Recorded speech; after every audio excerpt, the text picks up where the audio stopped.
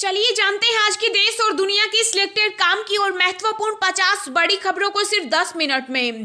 पर अभी तक आपने इस वीडियो को लाइक नहीं किया तो लाइक कर दीजिए। पीएम मोदी ने बजट वेबिनार में कहा, डिफेंस सेक्टर में आत्मनिर्भरता को मजबूती दे रहा भारत, रक्षा निर्यात में 6 गुना की हुई वृद्धि। यूक्रेन संकट पर केंद्रीय कमेटी का मंथन, पीएम मोदी ने रूसी राष्ट्रपति व्लादिमीर पुतिन से की बात, हिंसा रोकने का किया अनुरोध। भाजपा अध्यक्ष जेपी नड्डा का दावा, 4 राज्यों में बनेगी बीजेपी की सरकार, यूपी में 300 प्लस सीटों पर होगी जीत। यूक्रेन के राजदूत ने पीएम मोदी से लगाई मदद की गुहार, कहा दुनिया में भारत ही कम कर सकता है तनाव। वित्त मंत्री निर्मला सीतारमण ने एविएशन, ट्रेवल एंड टूरिज्म और हॉस्पिटैलिटी सेक्टर के प्रतिनिधियों से की मुलाकात, आसान लोन पर हुई चर्चा। भारत समेत दुनिया के तमाम देशों पर पड़ेगा रूस यूक्रेन युद्ध का बुरा असर, आम आदमी पर टूटेगा महंगाई का पहाड़।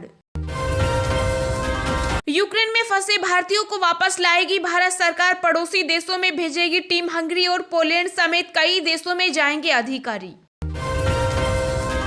देश में खाद्य तेल उत्पादन बढ़ाने पर सरकार का जोर, 10 राज्यों के 100 जिलों में की विशेष योजना की शुरुआत। आईपीएल 2022 के शेड्यूल का बीसीसीआई ने किया ऐलान, 15वें सीजन का 26 मार्च से होगा आगाज, 29 मई को खेला जाएगा फाइनल मुकाबला। 3 तलाक पर असदुद्दीन ओवैसी का बड़ा बयान, कहा मुसलमान के लिए शादी एक कॉन्ट्रैक्ट। गृह मंत्री अमित शाह ने प्रयागराज में कहा, जाति व धर्म के आधार पर राजनीति करने वाले नहीं कर सकते हैं किसी का भला। रूस यूक्रेन संकट से भारत को मिल सकता है गेहूं निर्यात बढ़ाने का अवसर, देश के पास पर्याप्त स्टॉक। यूक्रेन की राष्ट्रपति व्लादिमीर जेलेंस्की का भावुक वीडियो आया सामने, कहा रूसी सेना के निशाने पर है पत्नी और बच्चे। सुप्रीम कोर्ट ने कहा, बिटकॉइन पर स्पष्ट रुख अपनाए केंद्र सरकार, क्लियर करे यह लीगल है या नहीं। रूस यूक्रेन युद्ध में भारतीयों को लेकर कई राज्य चिंतित, पंजाब उत्तराखंड ने जारी की हेल्पलाइन, कर्नाटक में नोडल अधिकारी नियुक्त। पीएम मोदी ने अखिलेश यादव पर कसा तंज, कहा वोट बैंक की राजनीति ने विपक्ष को बनाया बंधक, बीजेपी पिता एंड सन्स वाली पार्टी नहीं। राजधानी दिल्ली में सोमवार से नाइट कर्फ्यू समेत सभी पाबंदियां खत्म, डीडीएमए की बैठक में नई गाइडलाइंस हुई जारी। स्कूल कॉलेजों में हिजाब पहनने की इजाजत मिलेगी या नहीं, जल्द होगा फैसला, कर्नाटक एससी ने सुरक्षित रखा आदेश। युद्ध में पीछे नहीं हटेगा रूस, विदेश मंत्री ने कहा यूक्रेन की सेना के हथियार डालने के बाद ही करेंगे उससे बातचीत। होली से पहले कर्मचारियों को मिलेगा तोहफा, नई पेंशन स्कीम लाने की तैयारी कर रही केंद्र सरकार, जानिए किसे मिलेगा इसका फायदा। केंद्रीय विद्यालय ने लिया बड़ा फैसला, पहली कक्षा में दाखिले के लिए आयु सीमा 5 से बढ़ाकर की 6 साल।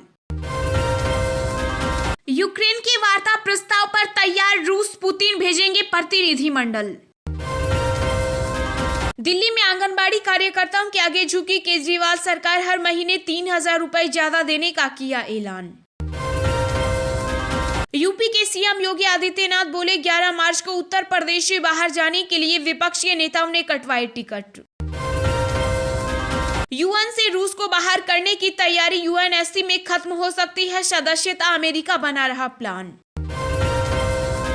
यूपी में विधानसभा चुनाव के 5वें चरण के मतदान के लिए थमा चुनाव प्रचार, 27 फरवरी को होगी वोटिंग। यूपी चुनाव के बीच जयंत चौधरी ने बीजेपी पर किया हमला, कहा पेट्रोल डीजल के रेट तय करने में सरकार का हाथ नहीं तो चुनाव के वक्त भाव स्थिर कैसे। फेसबुक के मालिक मार्क जुकरबर्ग ने की घोषणा, कहा मेटा ला रहा है आर्टिफिशियल इंटेलिजेंस पर आधारित यूनिवर्सल स्पीच ट्रांसलेटर। बिहार के पूर्व सीएम लालू यादव ने सजा को लेकर झारखंड हाईकोर्ट का किया रुख, स्वास्थ्य समस्याओं का दिया हवाला। 4 राज्यों में जीत और यूपी में 300 प्लस के जेपी नड्डा के दावे पर बोली कांग्रेस, मुंगेरी लाल के हसीन सपने देख रही बीजेपी। विश्व स्तरीय फीचर्स के साथ लॉन्च हुआ दिल्ली मेट्रो का नया मोबाइल ऐप और वेबसाइट, यात्रियों को मिलेगी वर्ल्ड क्लास सुविधा। यूपी चुनावी रण में अब भगवान बुद्ध और श्री राम भी 5वें चरण के लिए भाजपा ने तर्कस में सजाए नए तीर। नवजोत सिंह सिद्धू ने रोड रेज मामले में सुप्रीम कोर्ट में दिया जवाब, कहा यह पुनर्विचार याचिका विचारणीय नहीं। देश में लगातार दूसरे दिन 15,000 से कम आए कोरोना के नए मामले, 27,000 हुए रिकवरी, 302 लोगों की हुई मौत। छत्तीसगढ़ के मुख्यमंत्री भूपेश बघेल ने मुख्य सचिव को दिए निर्देश, कृषि में गौमूत्र के वैज्ञानिक एवं व्यवस्थित उपयोग की कार्य योजना करे तैयार। गोवा हाईकोर्ट ने खारिज की 12 विधायकों को अयोग्य ठहराने की मांग वाली याचिका, विधानसभा अध्यक्ष के फैसले को ठहराया सही। बसपा सुप्रीमो एवं पूर्व सीएम मायावती ने यूपी चुनाव को बताया शुभ संकेत, कहा बसपा लाएगी जनता के अच्छे दिन। महाराष्ट्र में शिवसेना पार्षद के परिसरों पर पड़ा आयकर विभाग का छापा, नवाब मलिक के बाद घेरे में आए यशवंत जाधव। डेरा सच्चा सौदा प्रमुख गुरमीत राम रहीम सिंह की फरलो को चुनौती देने वाली याचिका पर हाईकोर्ट ने फैसला रखा सुरक्षित। सपा नेता और फिल्म अभिनेत्री जया बच्चन ने सीएम योगी पर साधा निशाना, कहा झूठ के सिवाय कुछ नहीं बोलते। राजस्थान शिक्षा बोर्ड ने 10th और 12th परीक्षा का शेड्यूल किया जारी, 24 मार्च से शुरू होंगे एग्जाम। एनसीपी नेता नवाब मलिक की बर्खास्तगी की मांग पर बोले संजय राउत, कहा इस्तीफा स्वीकार या खारिज करना मुख्यमंत्री का विशेषाधिकार। पश्चिम बंगाल के नगर निगम चुनाव में नहीं होगी अर्धसैनिक बलों की तैनाती, सुप्रीम कोर्ट ने भाजपा नेताओं की अपील को किया खारिज। 7 दिनों की गिरावट पर लगा ब्रेक, सेंसेक्स में 1328 अंकों का उछाल, निवेशक हुए 7.76 लाख करोड़ से मालामाल। चलिए अब जानते हैं जो आम आदमी के काम की और फायदेमंद खबरें हैं उनको विस्तार से। पर इससे पहले अभी तक आपने इस वीडियो को लाइक नहीं किया तो लाइक कर दीजिए। यूक्रेन संकट पर केंद्रीय कमेटी का मंथन, पीएम मोदी ने रूसी राष्ट्रपति व्लादिमीर पुतिन से की बात, हिंसा रोकने का किया अनुरोध। प्रधानमंत्री नरेंद्र मोदी ने रूस के हमले के बाद यूक्रेन में हालत बिगड़ने पर रूसी संघ के राष्ट्रपति व्लादिमीर पुतिन से बात की। पीएमओ ने बताया कि राष्ट्रपति पुतिन ने यूक्रेन के संबंध में हाल के घटनाक्रम के बारे में प्रधानमंत्री मोदी को जानकारी दी।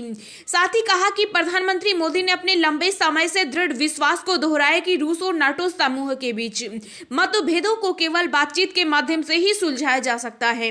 पीएम मोदी ने हिंसा को तत्काल समाप्त करने की अपील की और राजनयिक वार्ता और वार्ता के रास्ते पर लौटने के लिए सभी पक्षों से ठोस प्रयास करने का आह्वान किया। इसके अलावा प्रधानमंत्री ने यूक्रेन में भारतीय नागरिकों, विशेष रूप से छात्रों की सुरक्षा के संबंध में भारत की चिंताओं के बारे में रूसी राष्ट्रपति को भी अवगत करवाया और बताया कि भारत उनके सुरक्षित निकास और भारत लौटने को सर्वोच्च प्राथमिकता देता है। दोनों नेताओं ने सहमति व्यक्त की और कहा कि उनके अधिकारी और राजनयिक दल सामयिक हित के मुद्दों पर नियमित संपर्क बनाए रखेंगे। भारत समेत दुनिया के तमाम देशों पर पड़ेगा रूस यूक्रेन युद्ध का बुरा असर, आम आदमी पर टूटेगा महंगाई का पहाड़। जी हाँ, रूस और यूक्रेन के बीच छिड़ी जंग का असर पहले दिन से ही दिखने लगा है। रूसी राष्ट्रपति ने जैसे ही यूक्रेन में सैन्य कार्रवाई का ऐलान किया, भारत समेत दुनिया भर के शेयर बाजार बुरी तरह टूट गए।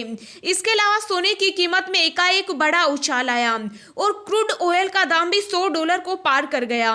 रूस यूक्रेन भले ही भारत से हजारों मील दूर हो, लेकिन दोनों देशों के बीच ये युद्ध सीधे तौर पर भारतीयों की जेब पर असर डालेगा। यानी देशवासियों को महंगाई की मार के लिए तैयार रहना होगा। ऐसे में युद्ध आगे बढ़ा तो पहले से महंगाई का दंश झेल रहे भारत और महंगाई की एक और मार पड़ने वाली है। यूक्रेन समेत तमाम यूरोपीय देशों में भारत बड़े पैमाने पर दवा, बॉयलर मशीनरी, मैकेनिकल अप्लायंस, फल, कॉफी, मसालों समेत कई महत्वपूर्ण चीजों का निर्यात करता है। वहीं दूसरी ओर भारत यूक्रेन से oil, steel, plastic, chemical, inorganic chemical, vegetable, fat and oil आदि वस्तुएं आयात करता है। रूस और यूक्रेन के बीच छिड़ी जंग के कारण न सिर्फ यूक्रेन में भारत का व्यापार प्रभावित होगा, बल्कि यूक्रेन से आने वाले सामानों की सप्लाई पर भी बुरा असर पड़ना तय है। लिहाजा यूक्रेन से आने वाली कई जरूरी चीजों की सप्लाई प्रभावित होने से इनकी कीमतों में बढ़ोतरी होना भी लगभग तय है। पीएम मोदी ने बजट वेबिनार में कहा, डिफेंस सेक्टर में आत्मनिर्भरता को मजबूती दे रहा भारत, रक्षा निर्यात में 6 गुना की हुई वृद्धि। जी हां, प्रधानमंत्री नरेंद्र मोदी ने रक्षा क्षेत्र पर बजट के बाद वेबिनार को संबोधित किया। रक्षा मंत्रालय से संबंधित केंद्रीय बजट 2022-23 में डिफेंस सेक्टर में आत्मनिर्भरता को और ज्यादा मजबूत करने पर जोर दिया गया। वेबिनार को संबोधित करते हुए पीएम मोदी ने कहा कि गुलामी के कालखंड में और आजादी के तुरंत बाद भी हमारी डिफेंस मैन्युफैक्चरिंग की ताकत बहुत ज्यादा थी। दूसरे विश्व युद्ध में भारत में बने हथियारों ने बड़ी भूमिका निभाई थी।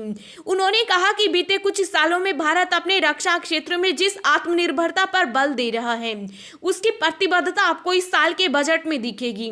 पीएम मोदी ने कहा कि इस साल के बजट में देश के भीतर रिसर्च, डिजाइन और डेवलपमेंट से लेकर मैन्युफैक्चरिंग तक का एक वाइब्रेंट इकोसिस्टम विकसित करने का ब्लूप्रिंट है। रक्षा बजट में लगभग 70% सिर्फ घरेलू उद्योग के लिए रखा गया। पीएम ने कहा कि भारत की जो आईटी की ताकत है वो हमारा बहुत बड़ा सामर्थ्य है। इस ताकत को हम अपने रक्षा क्षेत्र में जितना ज्यादा इस्तेमाल करेंगे उतनी ही सुरक्षा में हम आश्वस्त होंगे।